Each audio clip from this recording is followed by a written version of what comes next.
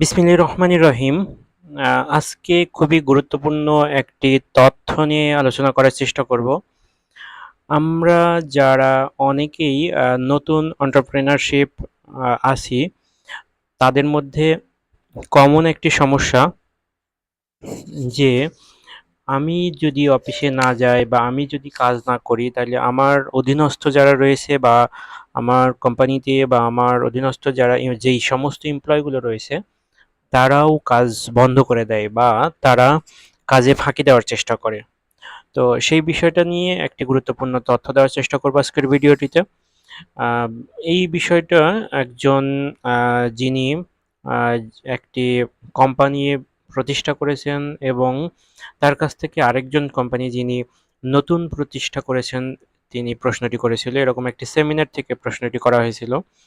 তো মূল যেই বিষয়টি রয়েছে বা আমরা আসলে যেই বিষয়টি সম্পর্কে ভয় পাই বা যেই বিষয়টি নিয়ে আলোচনা করার চেষ্টা করছি, সেটা হচ্ছে যে আমি মনে করি যে আমি যদি কোম্পানিতে না যাই বা আমি যদি কোম্পানিতে টাইম মতো না যাই, সেই ক্ষেত্রে আমার কাজটা বা কোম্পানি যেন লসে নিপতিত হয় বা কোম্পানির এমপ্লয়িরা যেন ঠিকমতো কাজ করে। মূল এজেন্ডা হচ্ছে এটা। তো আম বিষয়টা হচ্ছে যদি এরকমভাবে চিন্তা করি, এই বিষয়টাকে একটা আ উদাহরণের সাথে সুন্দর মতো বোঝানো যেতে পারে। আমরা সবাই আ জানি সুলাইমান রাদিয়াল্লাহু তাআলা আনহু বা সুলাইমান আলাইহিস সালাম। আমরা সবাই সুলাইমান আলাইহিস সালাম এর কথা জানি, যিনি সবচেয়ে বা পৃথিবীর সবচেয়ে ক্ষমতাধর আম শাসক ছিলেন বা ক্ষমতা শক্তিশালী একজন শাসক ছিলেন, যিনি তার ক্ষমতা এবং পাওয়ার মহান আল্লাহ তাআলা থেকে চেয়ে নিয়েছিলেন। অর্থাৎ সুলাইমান আলাইহিস সালাম আল্লাহ তাআলার নবী এবং তিনি আ এক এমন একটি শাসন বা এমন একটি সিংহাসন চেয়েছিলেন, যেই সিংহাসনের মাধ্যমে তিনি আ সমস্ত কিছুকে যেন মনিটর করতে পারে। তো তিনি পিঁপড়ার ভাষা পর্যন্ত বুঝতেন। আমরা অনেকেই জানি যে তিনি পিঁপড়ার ভাষা বুঝতেন। তো তিনি যখন শেষ সময়ে ঘর নির্মাণ করতে চাইলেন বা তিনি তখন জিনদের দ্বারা বা জিনদের মাধ্যমে নির্মাণ করার জন্য ধর্মীয় ঘর নির্মাণের জন্য চিন্তা করলেন।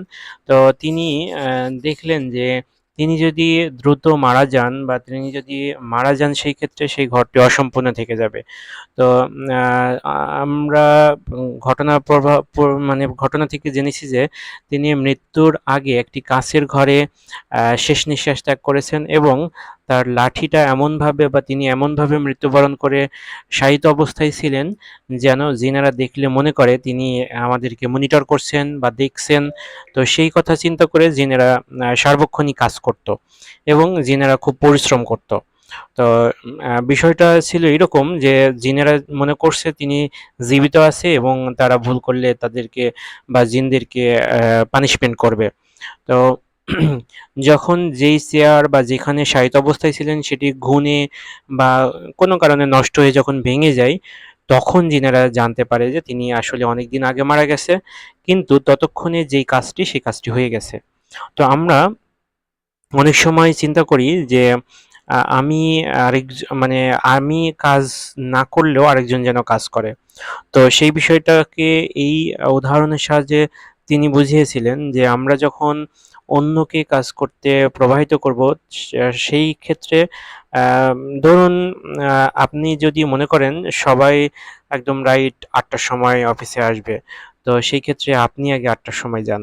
অর্থাৎ আপনি যদি নিয়ম শৃঙ্খলা দেখান, সেই ক্ষেত্রে আপনার কোম্পানিতে যারা এমপ্লয়ি রয়েছে তারাও নিয়ম শৃঙ্খলা দেখাবে এবং কোম্পানি একসময় দেখা যাবে যে সুশৃঙ্খলভাবে চলছে। আপনি নিয়ম না মানলে কোম্পানির অন্যান্যরাও নিয়ম মানবে না। বিষয়টা হচ্ছে এরকম, অর্থাৎ যেই প্রবাহ বা যেই প্রভাবের কারণে কোম্পানি এমপ্লয়িরা কাজ করতে পারে, সেই প্রভাব বা সেই কাজটা আপনার যথাসময়ে বা ঠিকমতো করতে হবে।